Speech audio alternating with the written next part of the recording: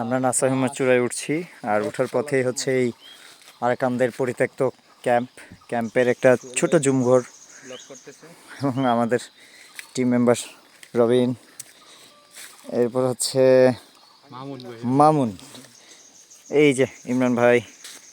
কি অবস্থা ভাই, কেমন লাগতেছে? আলহামদুলিল্লাহ, জীবন শেষ কিন্তু ভালো লাগতেছে এখন।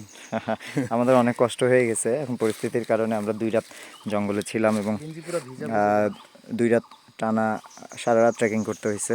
আমাদের টিম মেম্বার অপূর্ব, কি অবস্থা? অনেক ভালো লাগতেছে। 5 দিন অনেক কষ্ট, অনেক কিছু কষ্ট করার পরে আজকে আসছি, যেই উদ্দেশ্য নিয়ে আসছি উদ্দেশ্য পূরণ হয়েছে, ভালো লাগতেছে। হ্যাঁ, বাকিটা ইনশাল্লাহ উপরে গেলে হবে। এই যে আমরা এই জন্য পরিত্যক্ত জুমঘরগুলো দেখাচ্ছি। আরাকানরা এখানে থেকে তাদের যুদ্ধের প্রশিক্ষণ নিত এবং এই যুদ্ধের প্রশিক্ষণ